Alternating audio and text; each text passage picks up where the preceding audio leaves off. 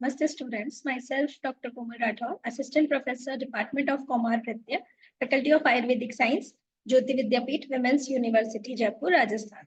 Students, आज की class में हम आयरन डेफिशिएंसी एनीमिया के बारे में पढ़ेंगे.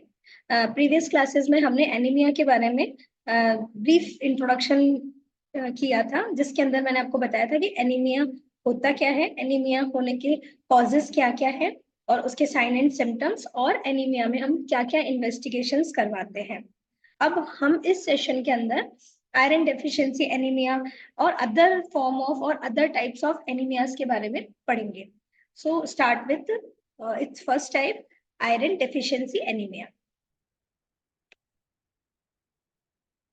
So anemia associated with either inadequate absorption or excessive loss of iron and blood. It is chronic microcytic anemia. Anaemia जो है, अगर एनीमिया जिससे कि आयरन डेफिशिएंसी एनीमिया हम कह रहे हैं, तो इस आयरन डेफिशिएंसी एनीमिया के अंदर ब्लड लॉस के साथ साथ अगर बॉडी के अंदर आयरन की कमी हो जाती है या आयरन का यूं कहे एक्सेसिव लॉस हो जाता है, ब्लड का एक्सेसिव लॉस हो जाता है, तो ब्लड के साथ आरबीसी पाई जाती है और आरबीसी जो है वो 4 ऑक्सीजन प्लस आयरन कैरी करती है. तो अगर एक्सेस में ब्लड लॉस हुआ है, आरबीसी का लॉस होगा, उसके साथ ही साथ आयरन का भी बॉडी से एक्सेसिव एब्जॉर्प्शन या लॉस होने की वजह से आयरन डेफिशिएंसी एनीमिया होता है.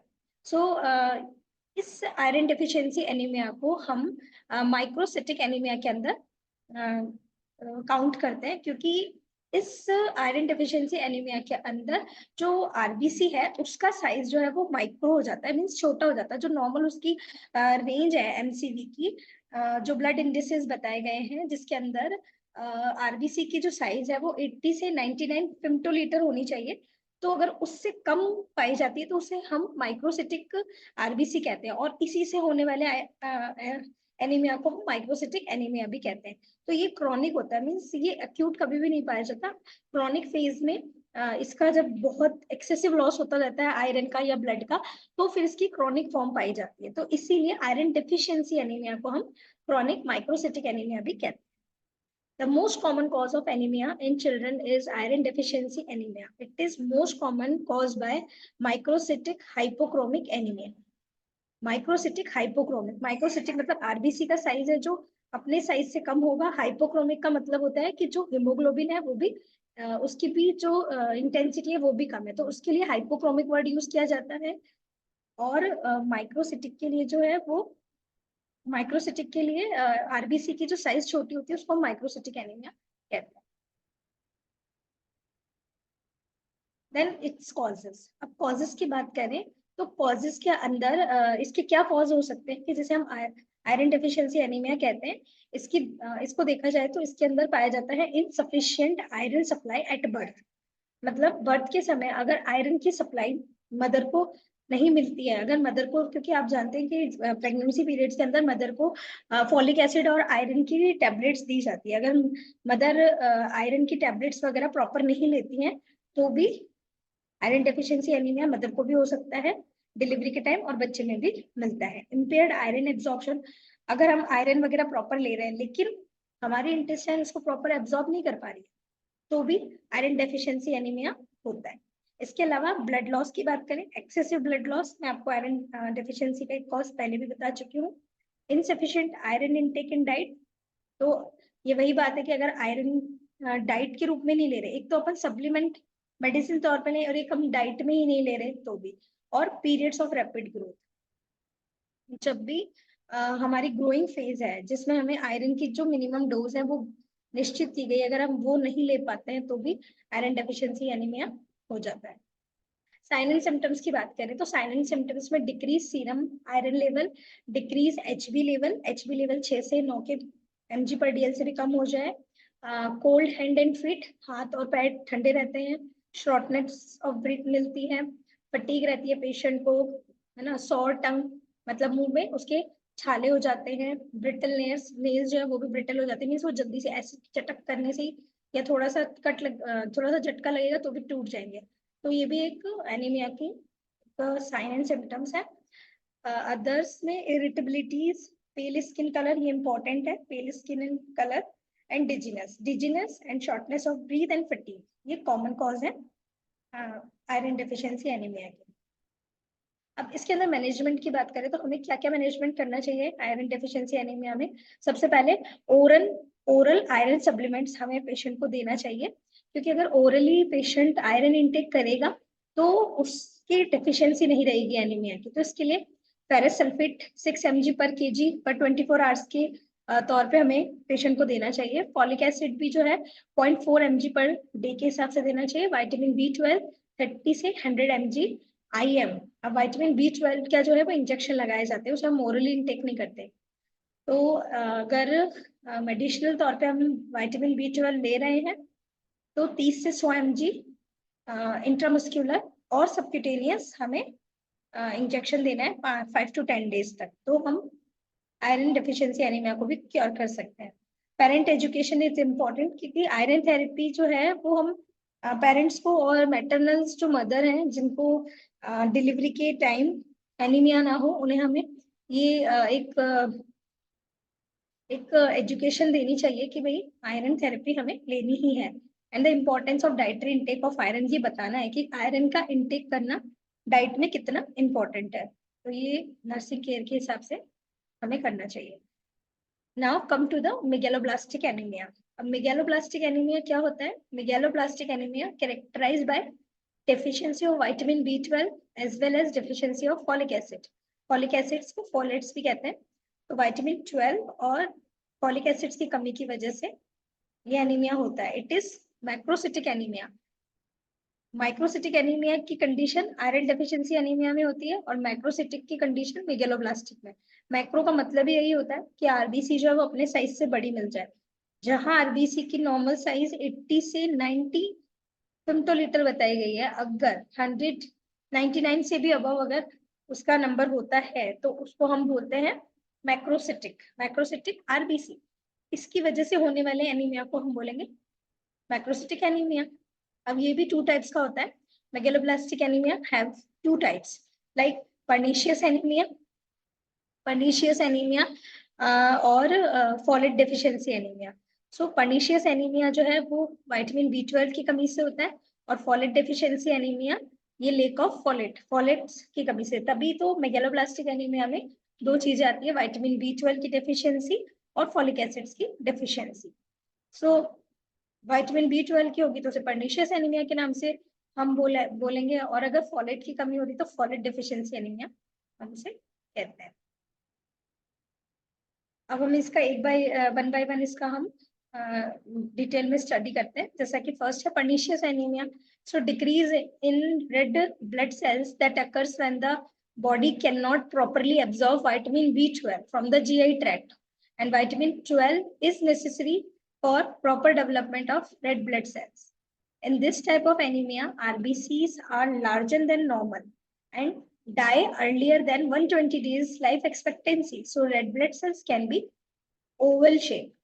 So क्योंकि आपको पता है आरबीसी की डिस्कॉइडल शेप होती है। अगर डिस्कॉइडल शेप है मतलब वो आपकी जो स्पेसिफिक जो 80 से 99 फेमटोलीटर जो उसकी साइज बता रखी है उसके अकॉर्डिंग ही सेट है।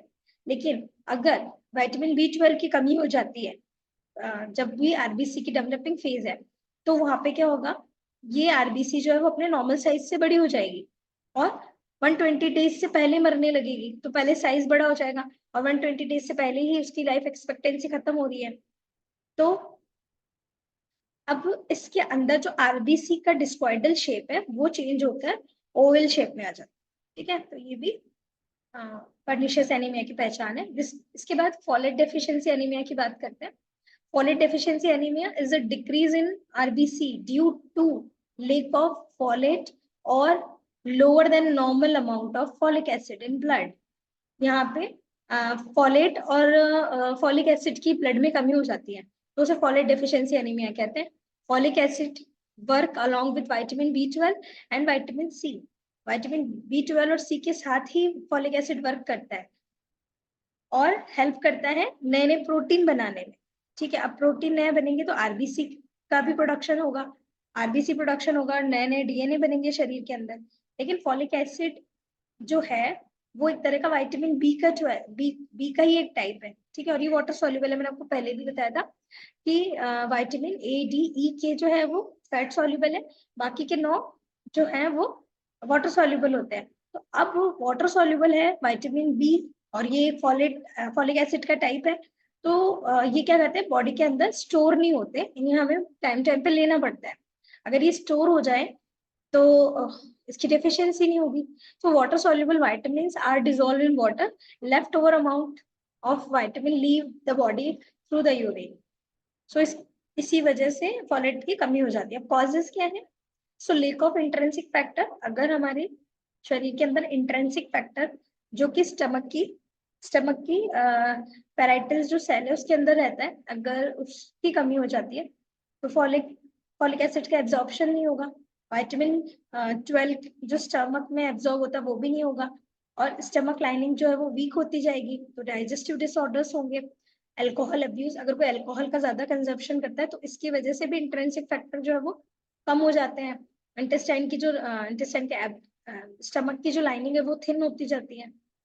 और अगर कोई पेशेंट, उसका डाइट प्रॉपर नहीं है, इंटेस्टाइनल डिसफंक्शन है, कुछ मेडिसिन जैसे कि फेंटोइन वगैरह, ये एक तरह से साइकोटिक और एपिलेप्टिक जो ड्रग्स है, अगर इनका ज्यादा पेशेंट यूज करता है तो भी कंडीशन आती है। और अगर पेशेंट को हिमोलाइटिक एनीमिया के कॉम्प्लिकेशन के स्वरूप भी, मतलब अगर हिमोलाइटिक एनीमिया पेशेंट को हो चुका है, हिमोलाइटिक मतलब ब्लड का लाइसिस, आरबीसी का लाइसिस होना, तो इसके कॉम्प्लिकेशन के स्वरूप भी फॉलेट डेफिशिएंसी एनीमिया होता है।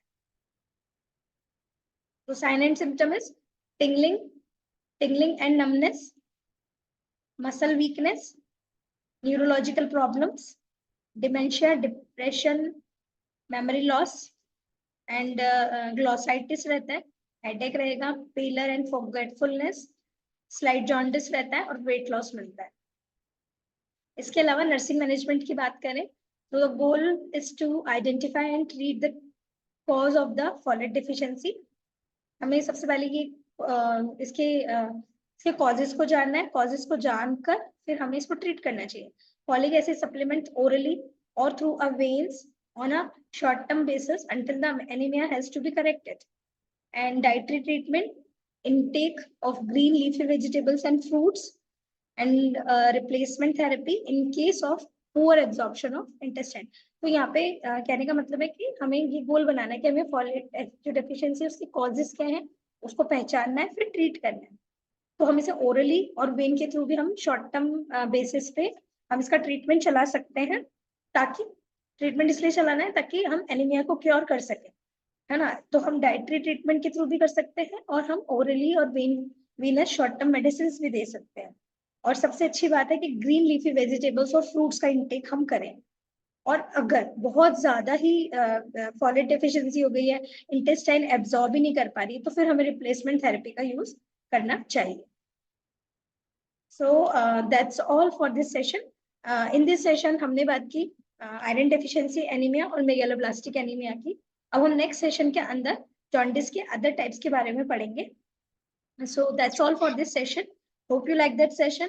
If you have any kind of query or any kind of questions about this type of anemia, you can ask me in comment below section. I will try to resolve your problem.